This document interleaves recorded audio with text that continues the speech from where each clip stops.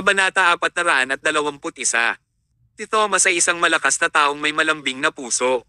Labis siyang naantig. Para sa isang lalaki, gaano man kahirap ang pagtatrabaho niya sa labas, mahahanap niya ang lahat na sulit kung maramdaman niya ang pag-ibig ng kanyang asawa sa bahay. Marahan siyang lumakad papunta sa sofa, hinold ang kanyang hininga, yumuko, at inilapag ang isang malaking halik sa noo ni Emma.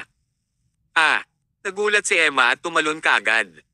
Matapos makita na ang nasa harap niya ay si Thomas, galit na sigaw nito, bakit hindi ka umimik kahit bumalik ka na pala? Tinakot mo pa ako. Pagkabalik sa kanyang pag-iisip, mabilis niyang hinaila si Thomas at tiningnan siyang mabuti mula sa itaas hanggang sa ibaba. Maliban sa pagiging medyo marumi, tila parang hindi naman siya nasaktan. Sa kabutihang palad, ayos pa rin siya. Dali-dali niyang tiniklop ang kanyang mga kamay, lumuhad sa harap ng cross at tahimik na nagdasal. Ama namin sa langit, salamat sa pagpapala sa aking asawa at pinayagan siyang bumalik ng ligtas sa akin. Mag-aalok ako ng isang malaking ikapo sa simbahan bukas bilang pasasalamat sa iyong kabaitan. Nang masabi iyon, gumawa siya ng tanda ng cross ng ilang beses. Umiti ng mahina si Thomas at umiling. Emma, anong ginagawa mo? Tinaman siya ng tingin ni Emma at sinabing, huwag ka nang tumawa. Ito ay isang seryosong bagay. Ang katotohanang makakabalik ka ng ligtas ay may ugnay sa proteksyon ng Panginoon.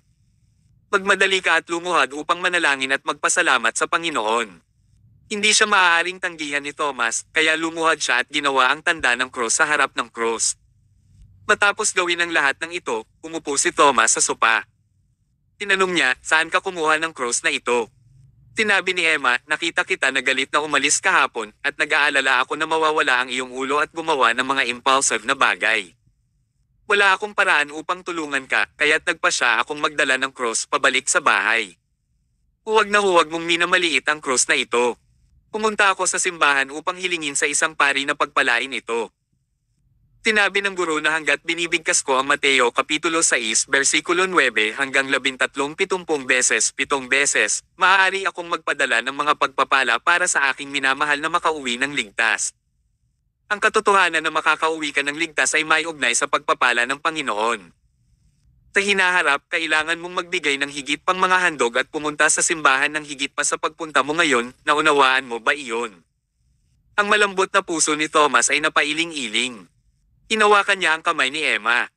Kayanin mong may recite mo ang Mateo Kapitulo 6 versikulo 9 hanggang 13 70 beses sa bahay sa nagdaang 2 araw ha. Nang makita niya ang dark ring sa ilalim ng mga mata ni Emma at ang mga mata nitong mapula, nahulaan niya na hindi siya nakatulog ng maayos sa 2 araw na ito. Emma, humihingi ako ng paumanhin na nag-alala ka sa akin. Tinitiyak ko sa iyo na hindi ko nahahayaang mag-alala ka pa sa hinaharap. Emma, ako. Miss na kita. Nagpalitan ng sulyap ang 2 taong ito at ang pag-ibig ay talagang nasa hangin. Bagaman maraming taon na silang kasal, nagkaroon lamang sila ng pagkakataong magsama nitong mga nakaraang buwan. Bagaman mahal nila ang isa't isa, hindi pa nila nagawa ang panghuling hakbang ng dapat gawin ng mag-asawa. Namula si Emma, binaling ang mukha, at sinabing, sinong nag-iisip sa iyo ngayon? Ilang beses ko lang itong binigkas, at kailangan ko pa ring bigkasin ito ng ilang beses pa upang manatili sa iyo ang pagpapala. Huwag mo akong istorbohin. Sumimangot si Thomas. Pumalik ako ng ligtas, ano ang point ng pagbibigkas pa nito lalo? Inimas ni Emma ang kanyang mga labi, hindi ito okay. Ang bendisayon ay mananatili lamang kung ako ay taos pusong nagbibigkas nito. Dahil nangako akong babanggitin ito ng 70 beses, kailangan kong bigkasin ito ng 70 beses, at hindi ako makakulangan ng kahit isa. Kung hindi man, hindi tayo bibigyan ng Panginoon ng kanyang pagpapala sa susunod. Tinulak niya si Thomas at sinabing, bilasan mo at maligo ka. Mabaho ang katawan mo. Kung hindi mo linisin ang iyong sarili, bawal kang matulog ngayong gabi. Umiti si Thomas, bumangon, at naglakad papasok sa kwarto. Ibinaba niya ang urn at hinubad ang kanyang jacket. Naglakad si Thomas papasok ng banyo upang maligo na may isang bagay lang ang nasa isip niya. Habang buhay ako, hindi ako papayag na may manakit kay Emma. Ang babaeng ito ay karapat-dapat sa kanya upang pangalagaan habang buhay. Kabanata 422. Ating gabi, nakahiga si Emma sa mga braso ni Thomas sa kanilang dobleng kama. Isinandal niya ang kanyang ulo sa balikat niya, hinayaang mahulog ang mahabang buhok sa kanyang hubad na likod. Tahimik na magkayakap ang 2 taong ito. Matagal na silang hindi nakakatulog ng ganito. Kumabog ang puso ni Emma at kinurot niya ang kamay sa tiyan ni Thomas. Naisip niya, bago siya makapagsalita, ang mahinang tinig ni Thomas ay sumaire sa tahimik na gabi. Emma, gusto kong humingi ng pabor sa iyo. Kumontra ang puso ni Emma. Tila hindi ito ang oras upang gawin ang panghuling hakbang na dapat gawin ng mag-asawa, ngunit handa na siya para rito. Pag-usapan natin ito mamaya kung may pagkakataon ako. Ngumiti siya at tinanong, ano ang problema? Itinuro ni Thomas ang urn sa mesa, ibinalik ko ang urn. Nais kong bumuo ng isang bagong libingan para kay Scott. Ang lokasyon ay nasa tabi-tabi pa rin ng West River Coast. Hindi ba responsable ang pangunahing kumpanya sa muling pagtatayo na iyan? Nais kong tulungan mo ako upang makabuo ng isang malaking sementeryo. Hindi ito para kay Scott lamang, ngunit para rin sa ibang mga taong nangangailangan. Si Scott ay masyadong malungkot. Nais kong makasama siya sa ilalim ng mundo at hindi na mag-isa gaya nito. Taglit na naisip ni Emma, hindi naman mahirap yan. Babalik lang ako sa kumpanya upang ibigay ang aking opinyon bukas. Utang namin sa iyo ang kredito para sa pagpapagana sa amin na pirmahan ang kontrata ng una. Sa palagay ko hindi sinasadya na pahirapan tayo ni Lolo. Hanggang sa pag-aalala ng relasyon ni na Richard at Thomas, hindi ba nila sadyang pahihirapan ang mga bagay sa bawat isa? Mapait na ngumiti si Thomas at umiling, gawin mo lang ang iyong makakaya. Kung talagang hindi mo ito mapangasiwaan, kalimutan na lang ito. Tinaasan ng labi si Emma, may namalit mo ba ako ha? Ngumiti si Thomas, hindi naman. Natatakot lang ako na magkaroon ka ng isang mahirap na relasyon kay Lolo. Ayokong makita kang magkamali sa bagay na iyon. Lalong humigpit ang yakap ni Emma kay Thomas ngayon. Kung gayon, kung tapos ko na ang bagay na ito, paano mo ako pasasalamatan? Ako. Inaplos ni Thomas ang pisngi ni Emma, uuwi ako sa oras araw-araw. Napahiya si Emma at ang mukha niya ay namula na parang mansanas. Okay, Thomas. Nagbubuga ka ng mas mainit na hangin ngayon, ang yabang, hindi na lang kita pinapansin. Tumalikod siya kay Thomas. Namula siya, ngunit napakasaya niya at nasisiyahan talaga siya sa buong karanasan nito. Kinaumagahan, maaga namang bumangon si Thomas at umalis sa bahay patungo sa opisina. Inutusan niya ang kanyang tauhan na ilabas ng punong executive, si Calex Weston. Medyo natarante si Calex nang makarating sa opisina. Habang pinagmamasdan niya ang mga tao sa paligid niya pati na rin ang kamangha-manghang tanggapan, hindi niya alam kung nasaan siya sa sandaling iyon. Sa puntong ito, hindi niya talaga nahulaan ang pagkakakilanlan ni Thomas. Sa mahabang panahon, naisip niya na si Thomas ay medyo mayaman. Dahil siya ay isang sundalo ng maraming taon, mayroon siyang ilang mga maaasahang tauhan sa ilalim ng kanyang utos. Ngunit hindi ko talaga inaasahan na magkakaroon ng napakagandang tanggapan si Thomas. Ang kanyang tanggapan ay mas marangyang kaysa sa tanggapan ng Conley Hudson mula sa Skyworld Enterprise. Lumuhod. Sa sandaling masipa siya ni Samson Wood sa likuran niya, lumuhod si Calex sa kanyang tuhod at itinaas ang kanyang ulo upang tumingin kay Thomas. Nang tumingin siya mula sa itaas, mukhang mas lumamig at mayabang si Thomas. Si Calex ay hindi rin bobo. Sa ganitong okasyon, natural na makakagawa siya ng isang wild guess. Sinabi niya na pansamantala na may isang gull. Thomas, tila ikaw ay hindi lamang ang may-ari ng Shalom Technology at Scott's Remembrance Cultural Arts Entertainment at may pamumuno sa ilang maaasahang mga tauhan. Ngunit ang iyong pagkakakilanlan ay tumatakbo na mas malalim kaysa doon. Kabanata 423.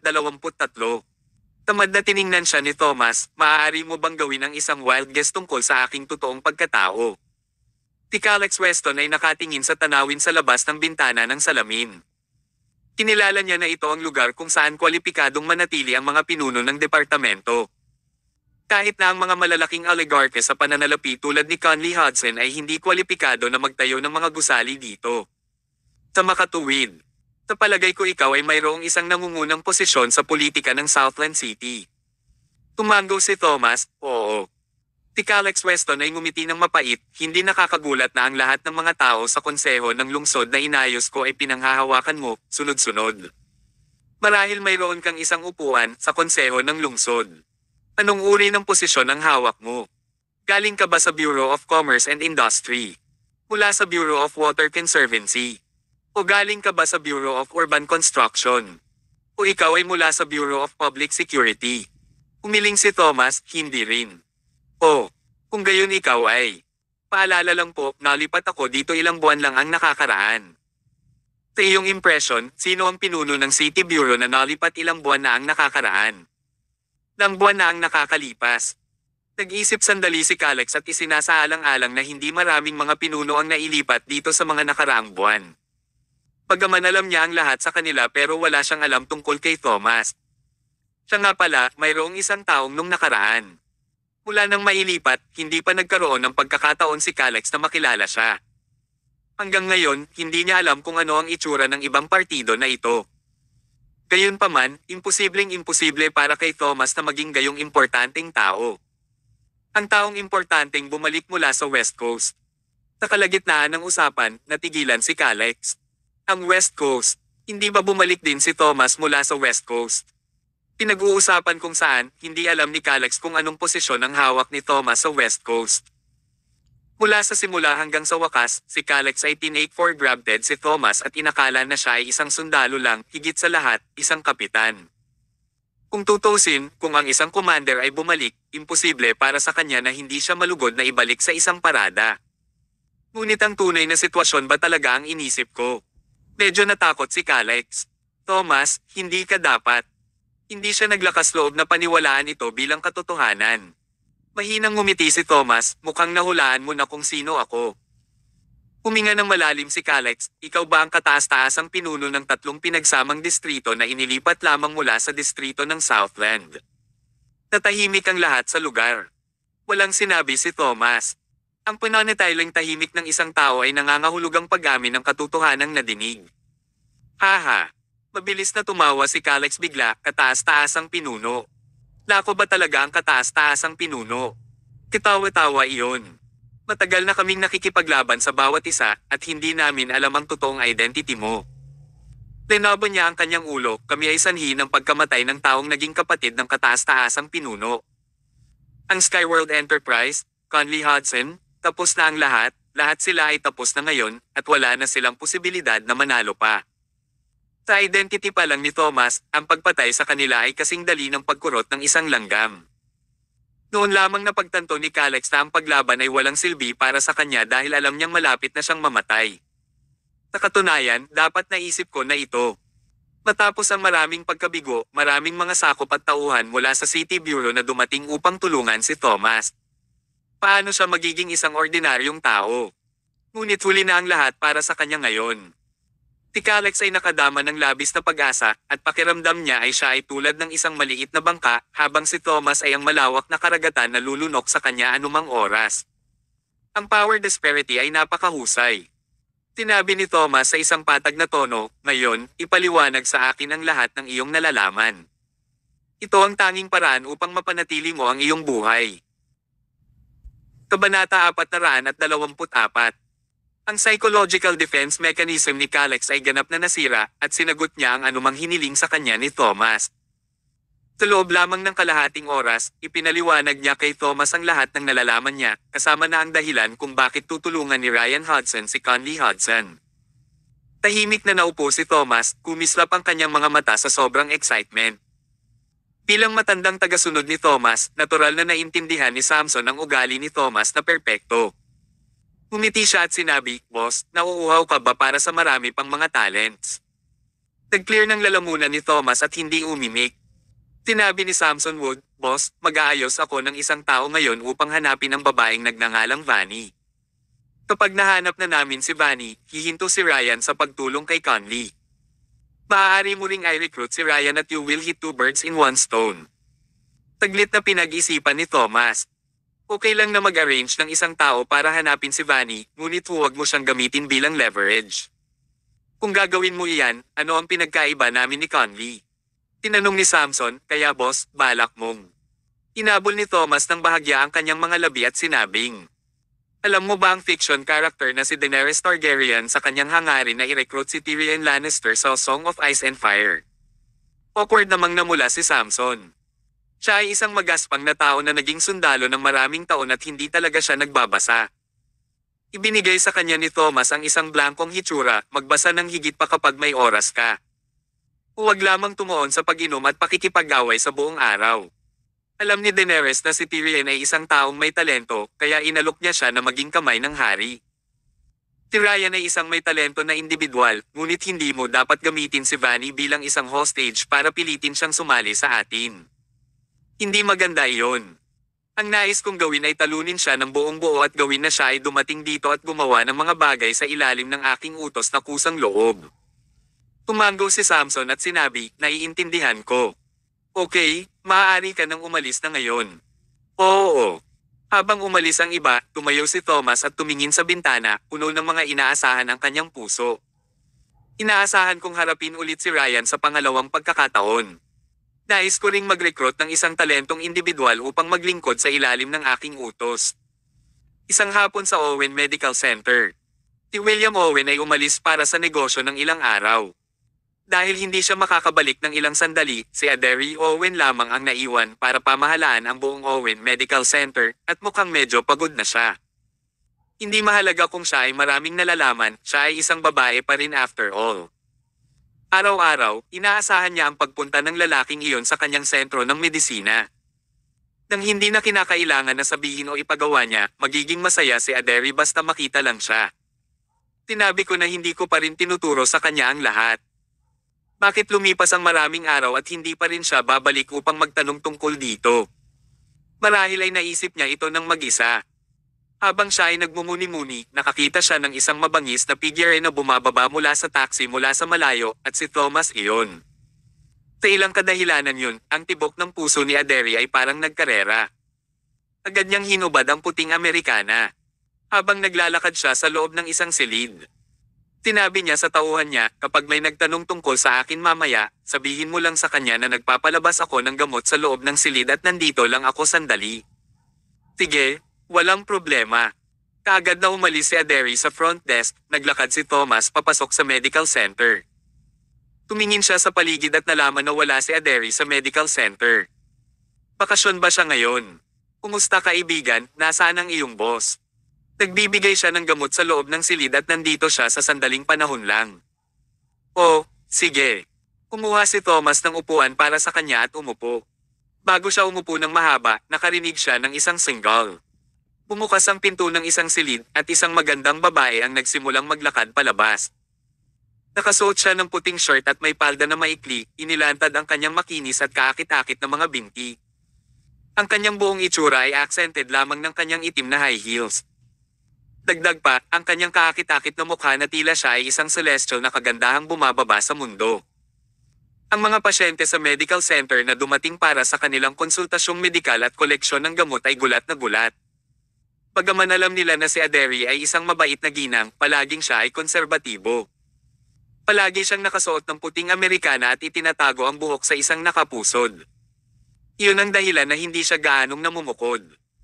Ngunit pagkatapos ng pagsusuot ng mga damit na ito, ang luwalhati ng isang dalagitang dalagita ay sapat na upang maliwanagan ang buong kapaligiran. Ang bawat lalaki ay kumuha ng isang gulp ng hindi sinasadya. Kabanata 425. Kahit na isang babae ay maaakit ng kagandahan ni Aderi. Paanong sa daigdig na ito ay magkakaroon ng gayong ibang pangmundo? Sa harap ng mga tingin ng lahat, dahan-dahang naglakad palabas si Aderi, nagkunwaring umupo sa upuan sa opisina na para bang walang-wala sa karaniwan at hindi niya nakita si Thomas. Sa katunayan, hindi niya mapigilan ang sarili. Ang dami niyang pagpapanggap na hindi nakikita, mas mabilis ang tibok ng puso niya. Nasisiyahan si Aderi na maglagay ng makeup upang masiyahan ang sarili. Si Thomas ang nag-isang lalaki sa buong mundo na maaaring mag-highmark sa kanya upang umalis sa kanyang paraan upang may manika siya. Medyo nagulat din si Thomas. Pupunta ba sa isang piging ngayon si Aderi? Bakit biglang nagbibihis siya bigla? Tina Aderi at Emma ay maganda sa iba't ibang paraan. Nagmamayari si Aderi ng kagandahan ng isang nyebeng yelo, habang ang kagandahan ni Emma ay parang bulaklak na namumulaklak.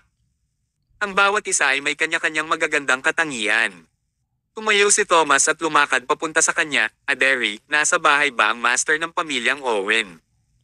Tumibok ang puso ni Aderi, ngunit pinigilan pa rin niya ang kagalakan sa kanyang puso. Malamig na sinabi niya, hindi, umalis na ang aking tatay sa Southland City upang harapin ang isang mahalagang bagay. Kailangan niyang lumayo sandali bago siya bumalik. Oh, sige ako ay babalik na lang sa ibang araw. Pagkasabi niyo ay tumalikod na si Thomas at aalis na sana. Nagdabog bigla sa lupa si Aderi. Talaga bang lalaki ba siya? Kung siya ay isang lalaki, bakit hindi siya nakatitig sa kanya ng medyo mas matagal? Sa nakaraan, tiyak na papayagan niya si Thomas na umalis na tulad nito. Ngunit iba ang mga bagay sa oras na ito. Teka, sandali lang. Tumalikod si Thomas. Mayroon ka bang isang bagay na hindi naiintindihan at nais na malaman ang sagot mula sa aking ama? Marahil maaari mong sabihin sa akin. Baka matulungan kita. Medyo nagulat si Thomas. Naisip niya, the last time Elle came here, si Aderi ay ganap na hindi ako pinansin. Tinabi niya sa akin na wala siyang alam at halos itulak ako sa pintuan. Bakit ba napakakaiba niya ngayon? Ginagawa ba niya ito dahil sa pagkakasala upang pagsisihan ang dati niyang mga pagkakamali? Paano maiintindihan ng isang lalaking may one-track mind na tulad ko ang mga pagbabago sa behavior ng mga kababaihan? Palaging nagbabago ang isip ng mga kababaihan sa huling minuto, paano mahulaan ng isang lalaki kung ano ang nasa isip ng isang ginang na gaya niya?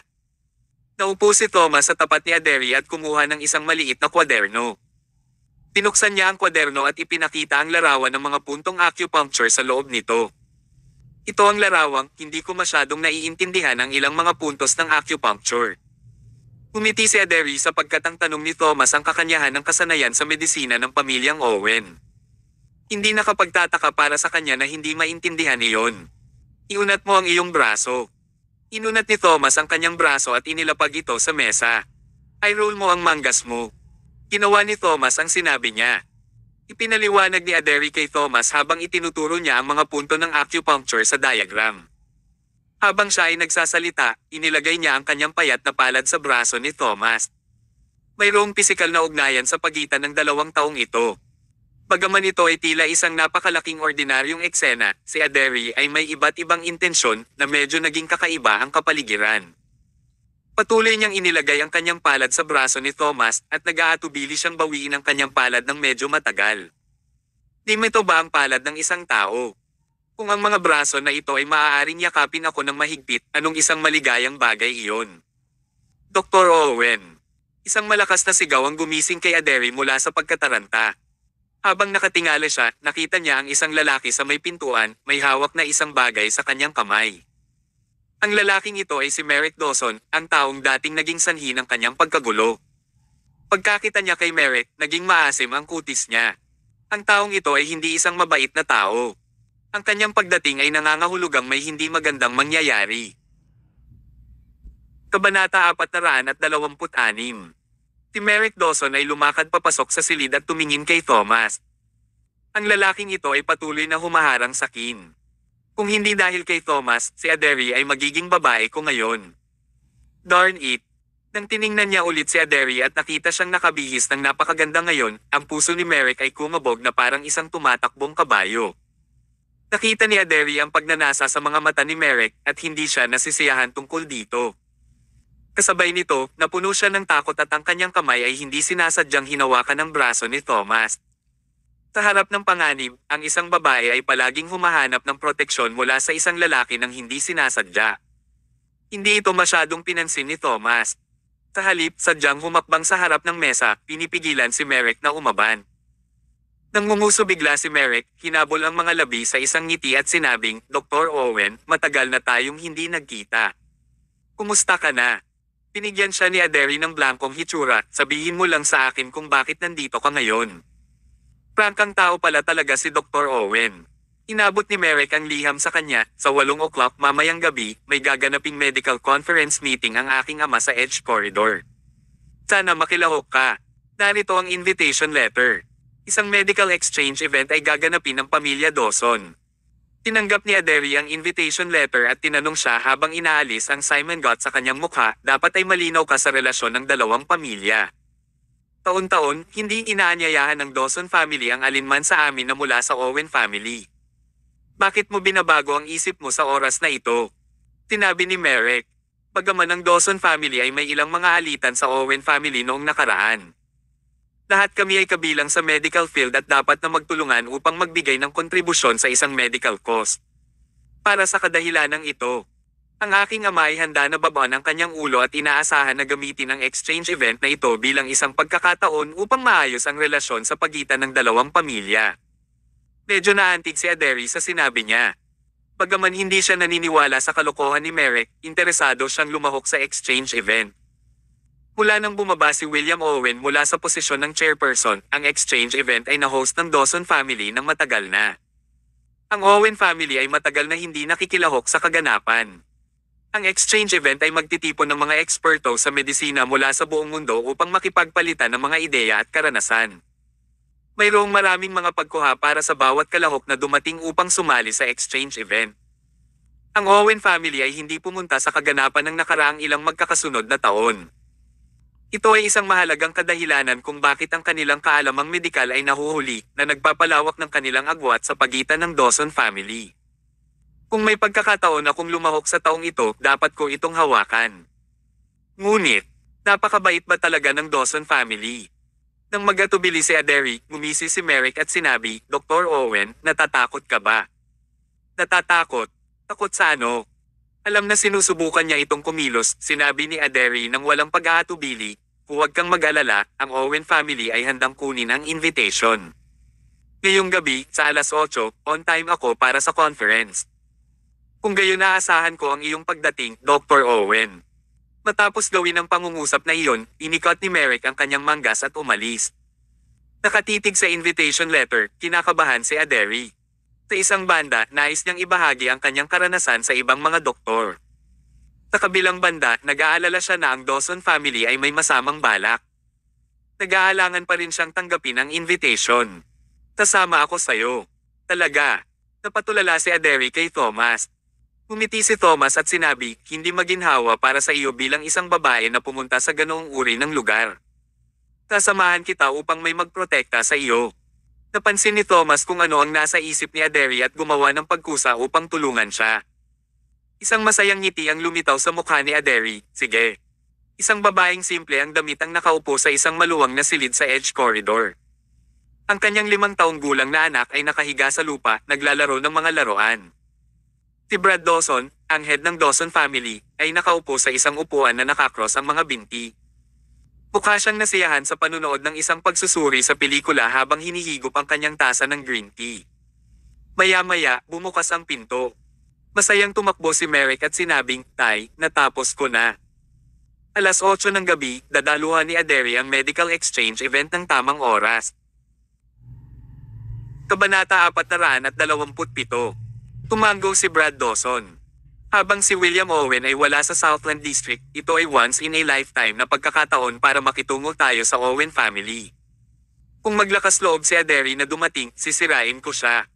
Sa pamamagitan ng paggamit ng Owen family bilang isang hagdanan, makakamit natin ang glory para sa Owen family. Pagkasabi nito, sinabi ni Brad sa babae, handa ka na ba sa kung ano ang itinalaga ko sa iyo? Paulit-ulit na tumango ang babae, handa na ang lahat ngayon. Masunurin na ba ang iyong anak? Oo, ano man ang ipagawa ko sa kanya, tiyak na gagawin niya ito. Aba, ito ang 50,000 dolyar. Pagkatapos mong magawa ito, bibigyan kita ng isa pang 100,000 dolyar. Salamat. Salamat, Mr. Dawson. Napapikit si Brad, pumuhuni habang pinapanood ang pelikula. Ang kanyang puso ay napuno ng kagalakan. Mabilis na lumipas ang oras. Sa isang iglap lang ng mata, gabi na.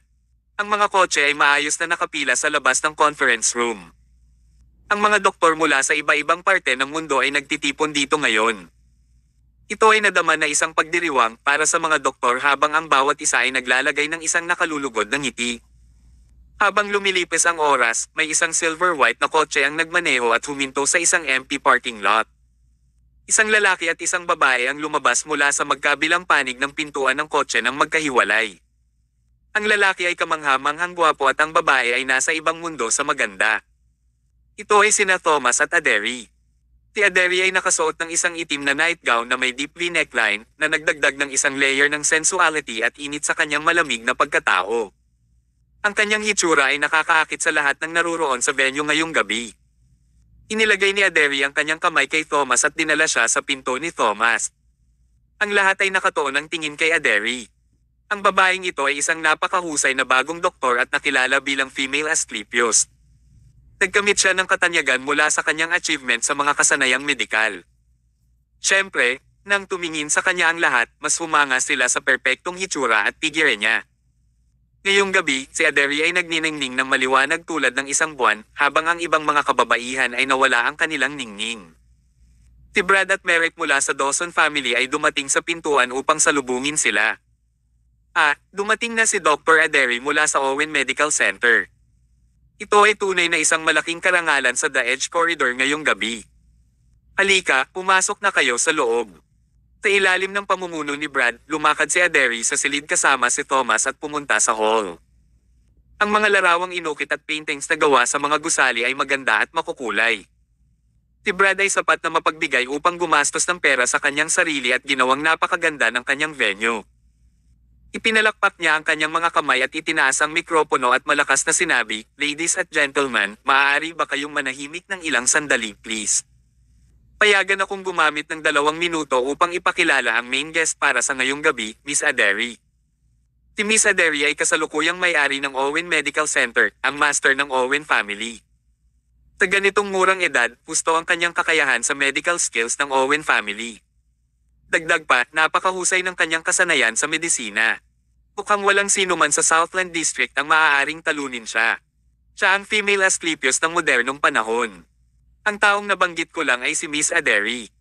Please, itaas ang inyong mga kamay at ipadala ang pinakataos-pusong palakpakan sa isang henyo sa larangan ng medisina. Sa isang iglap, nagpalakpakan ang lahat.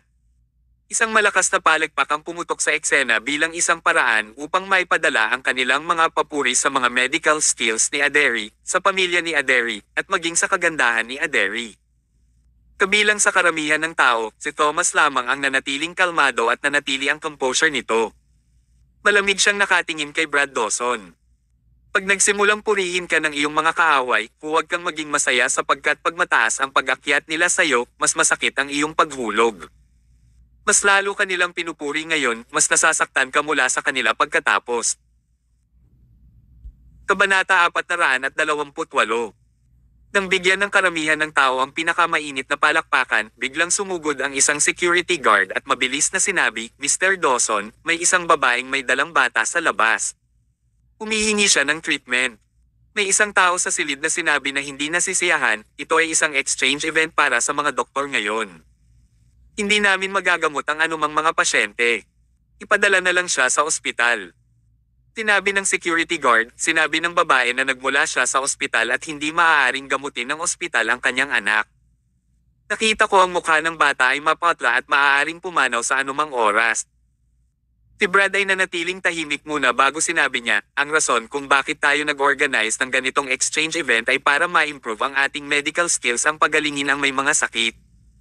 Ang pasyente ay nasa pintuan ngayon, kaya paano na marami sa atin ang tumanggi na tulungan siya? Kung gayon, ano ang punto ng pag-aayos natin ng ganitong exchange event?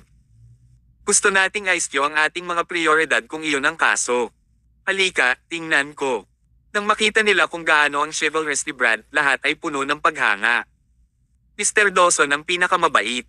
Ito ay isang mahalagang kaganapan, ngunit nagawa pa rin niyang makita kung ano ang mahalaga. Maaari niyang itabi ang kanyang katayuan upang gamutin ang isang estranghero. Siya talaga ang modelo ng ating henerasyon. Tayo na. Kailangan nating pasayahin si Mr. Dawson. Ang karamihan ng mga tao, kasama sina Thomas at Aderi, ay nagtungo sa pasukan. Nang makarating sila sa pasukan, nakita nila ang isang babae na may isang batang lalaki sa mga bisig. Sa paghusga sa kanyang taas at hitsura, nasa 5 taong gulang lamang siya.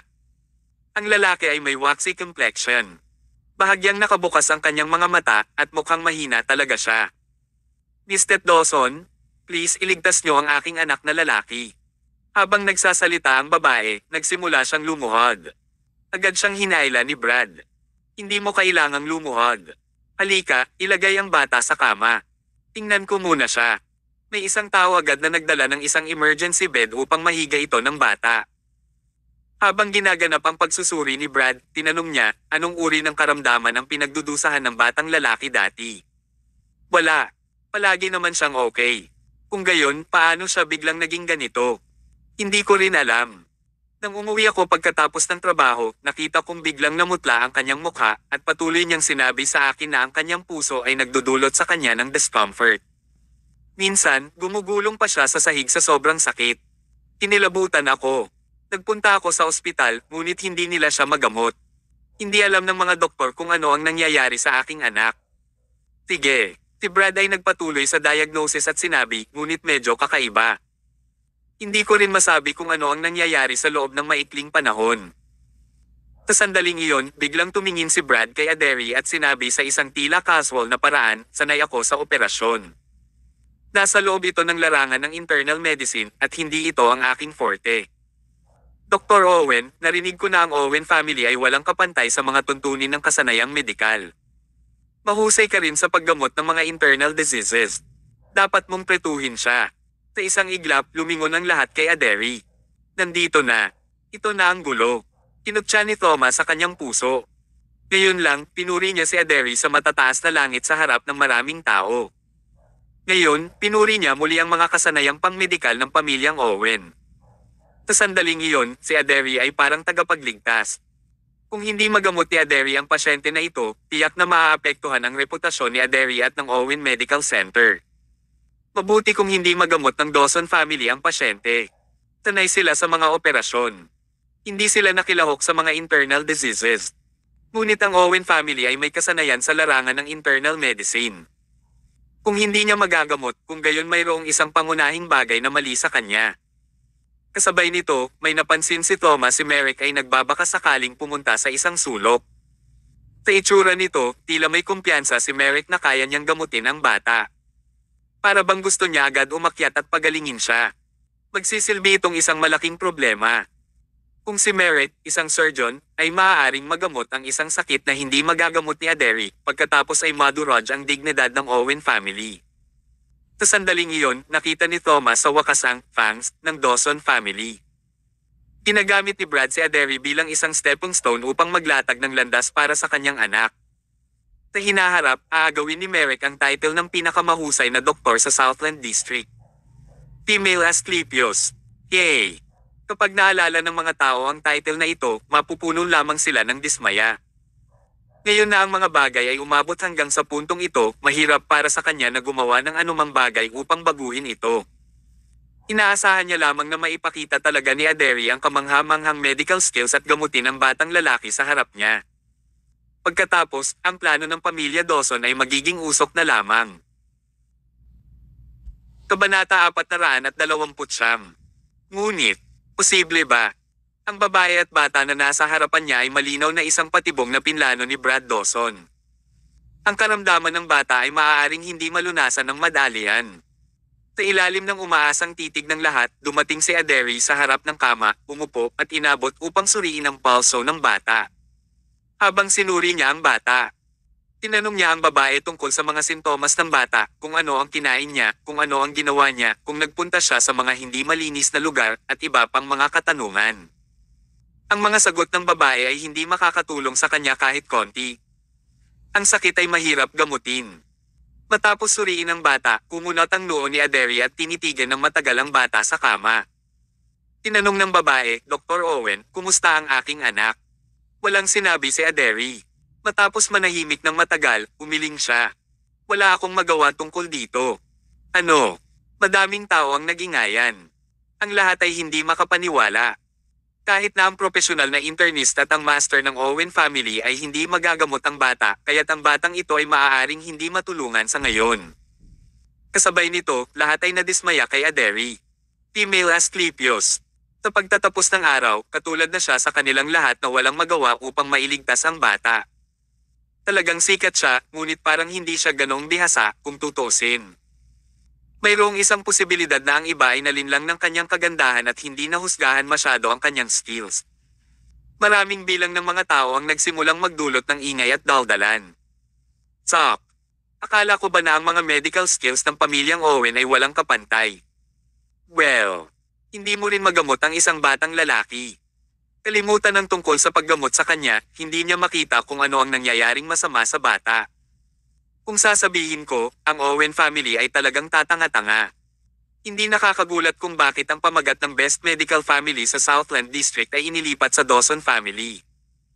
Hindi ko ito maintindihan dati, ngunit ngayon, pagkatapos kong makita ang pagganap ng pamilyang Owen ngayon, alam ko na ang dahilan sa likod nito.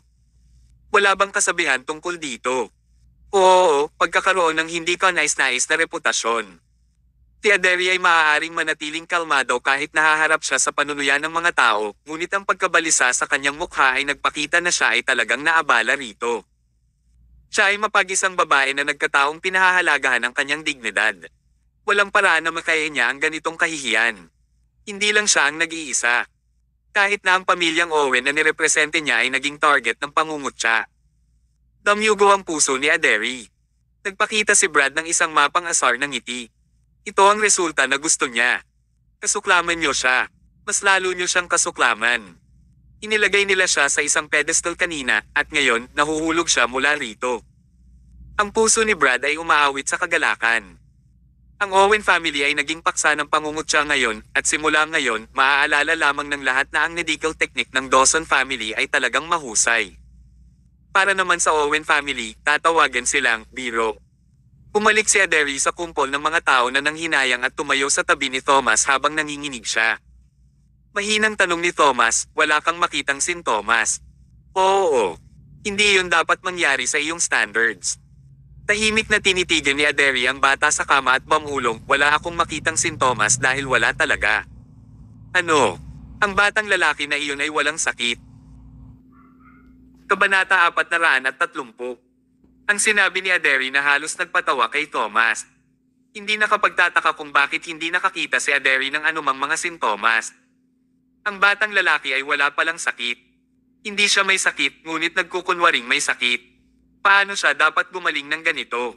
Katulad iyon ng hindi nagising ang isang tao na nagkukunwaring natutulog. Katulad nito, hindi mo magagamot ang isang tao na nagpapanggap na may sakit.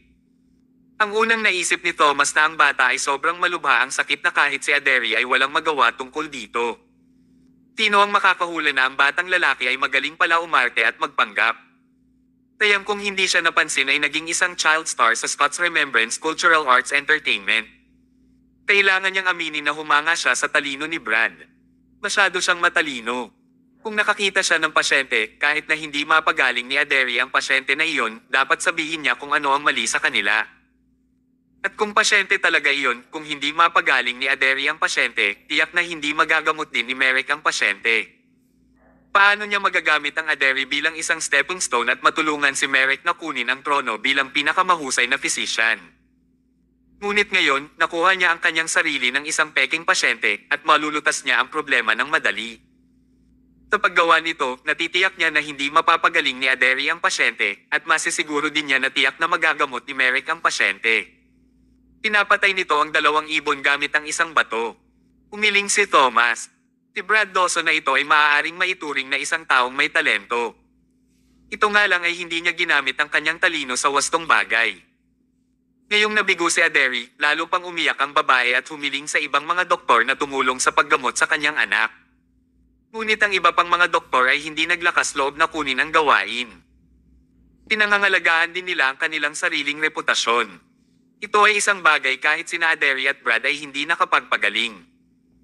Ang iba ay tiyak na hindi magagawang gamutin siya, kaya't hindi na kailangan pa silang umakyat at mag-aanyaya ng panunuya sa publiko. Tabik si Merrick na subukan ng mga tao. Gayunpaman, nauna sa kanya si Thomas at mahinang sinabi, hayaan mo, subukan ko. Tumingin ang mga tao kay Thomas. Sa simula pa lang, nakatayo si Thomas kasama si Aderi, at lumapit sila sa isa't isa. Ginawa nito ang maraming mga kalalakihan na hindi maganda sa paningin. May nagtanong, sino ka ba? Ito ang isang pasyente na hindi magamot ni Dr. Dawson at Dr. Owen. Ano ang karapatan mong magamot siya? Umiti si Thomas at mapakumbabang sinagot niya, ako ang huling alagad na kinuha ni William Owen at naniniwala akong tatawagan mo siyang master ng Owen family. Tinuruan niya ako ng mga secret medical technique ng Owen family at kahit si Aderi ay hindi alam ang mga ito. Ang lihim na pamamaraan na ito ay napakahusay. Naniniwala ako na talagang magagaling nito ang karamdaman ng bata. Ang karamihan ng tao ay tumingin sa kanya. Huling alagad ni William Owen. Pagkatapos, ang kanyang mga discarding medical ay dapat na mahusay. Talagang balisa si Aderi sa likuran niya. Ano ang ginagawa ni Thomas? Saan niya natutunan ang secret medical technique? Ang natutunan lamang niya ay ang mga acupuncture skills na galing kay Stone. Ang mga acupuncture skills na iyon ay maaaring maging mahusay na pamaraan, ngunit gaano man sila kahusay, hindi nila magagamot ang isang pasyente na nagpapanggap na may sakit. Thomas, ano ba ang inisip mo? Hindi siya mawari ni Aderi. Sa tabi, lalong nagalak si Brad. Sa una, sapat na para sa kanya kung magagamit niya si Aderi bilang stepping stone, ngunit ngayon, tumalon si Thomas sa isang patibong ng mag-isa at lahat ng ito ang gusto niya. Maaari pa niyang mapahiya ang Owen family. Kamangha-mangha ba ang mga lihim na discarding medical na iyon? Yay! Ngunit gaano man sila kagaling, tiyak na hindi nila magamot ang batang ito. Pinigyan ni Brad si Merrick ng isang signal sa mga tao, sinabi sa kanya na manatiling kalmado at huwag magmedalil. Maghihintay pa siya ng kaunti pa. Pagkatapos, ginamit niya ang parehong trick at pinuri si Thomas sa mataas na langit upang ang iba ay makita na naiinis sila kay Thomas. Lahat, settle down. Pakinggan niyo ako. Si Dr. Mayo talaga ang huling alagad ni Mr. Owen. Ang kanyang kasanayan sa medisina ay wala sa mundo at alam din niya ang mga secret medical techniques mula sa Owen family. Naniniwala ako na tama lang na hayaan mo siyang subukan. Tumalikod siya at sinenyasan si Thomas na gumalaw. Hindi nagpigil si Thomas. Naglakad siya at inilagay ang kanyang kamay sa pulso ng bata na nagpapakita ng pagdiagnose sa kanya. Balisa itong pinagmamasdan ni Aderi. Ngayon lang, malinaw na sinabi sa kanya na ang bata ay walang sakit. Kung wala siyang sakit, bakit kailangan siyang suriin ni Thomas? Tumanggo si Thomas at sinabi, ang problema ay hindi naman ganoon kalaki. Magiging okay naman siya sa ilang mga karayom.